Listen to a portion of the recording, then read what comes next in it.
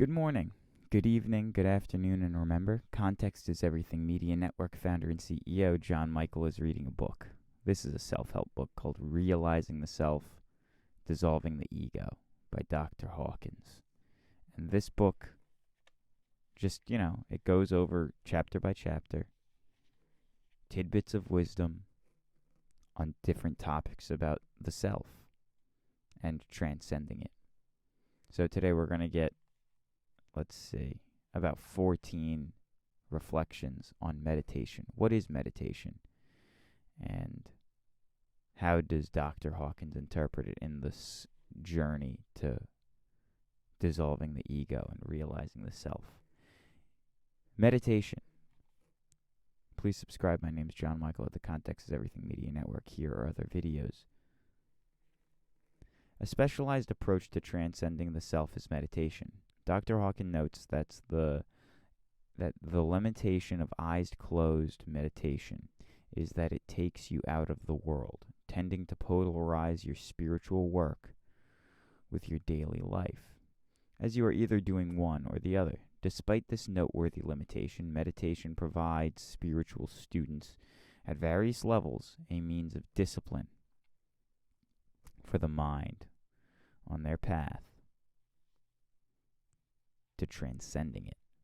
The purpose of meditation is to transcend the mind and its mental activities and limited perceptions, thereby transcending duality and becoming increasingly aware of oneness. To transcend level 600, the emerging level of enlightenment on the map of consciousness, requires dropping one's identification with the witnessing, observing qualities, which are actually autonomous qualities inherent to consciousness itself. With deep meditation, it is discovered that these qualities have unconsciously been identified with, which requires the surrender of the illusion or payoff of being the witness or observer. Witnessing and observing are autonomous, leading to the discovery that there is no actual person doing the witnessing and observing. The intent of meditation is detachment, especially detachment from the notion that thoughts are mine or represent me. In reality, they are merely its, as the mind itself. The idea of ownership arises from the personalization of these thoughts, due to familiarity, because of the mind, like a camera, was present to record these past thoughts, events, and memories. However, it recorded them only because they were imbued with importance. Note that little roadside detail is recalled from the boring cross-country drive. The mind's inner camera records what is valued. What is considered unimportant was not recorded. Recall and rerun are also the consequences of imagining. Recall and rerun are also consequences of imagined projected value.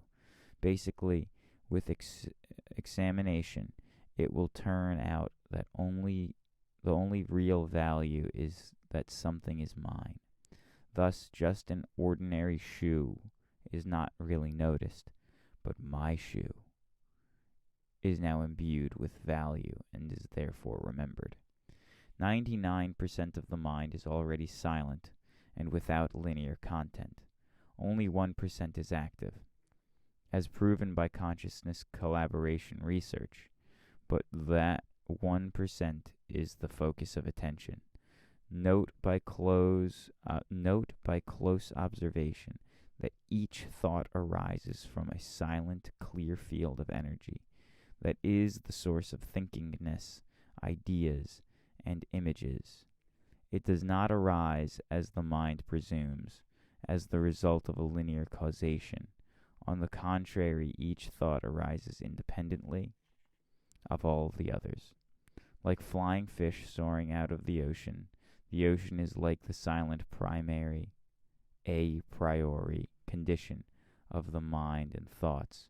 The concept that they are somehow caused or meaningfully correlated is actually a superimposed afterthought. Each flying fish arises independently of the others out of the primordial stillness. My name is John Michael here at the Context is Everything Media Network, and if you're listening still, I encourage you to subscribe and like this video. Thank you. One benefit of meditation is the discovery that intrinsically the energy field of the mind is itself basically void of thoughts, feelings, and images, and these activities actually occupy only about 1% of the total mind field. Like the sea beneath the waves, 99% of the mind is still silent and a void. This can be detected and intuited if such a fact is made known to a student. The undisciplined mind is attracted to the glamorized by the active content of mind, with its kaleidoscopic parade of thoughts, images, and feelings, because of the subtle narcissistic payoff of these activities. To silence the mind, it is necessary to notice the subtle yet continuous payoffs. Willing to surrender these illusory gains and instead identify with the mind as a silent energy field that is not limited to the personal self. Note that the ego is addicted to mentalization and craves its constant entertainment and stimulation, even if it includes negativity. Question: how can meditation persist in one's daily existence? Answer: by merely consistently posing the question to oneself of what is doing the acting, talking, feeling, thinking, or observing. This is a focus of attention with no languaging. There is an energy in the mind that is constantly creating a stream of thoughts. You watch what is going through consciousness like goldfish through a bowl. The thoughts are the goldfish, and you are the water. The unenlightened person thinks, I am the goldfish. I am my thoughts. I am this worry. I am this fear. I am this regret. You begin to identify where consciousness is. Consciousness is what is witnessing these thoughts. Thoughts are flowing through consciousness, and consciousness itself is invisible and has no form. You begin to identify with the observer instead of that which is observed. To bypass and transcend the seductive attraction of the content of stream of consciousness thinking, humility about its importance quickly reveals the following: that without the projection of value, 99% of thoughts are just plain boring and platitudinous.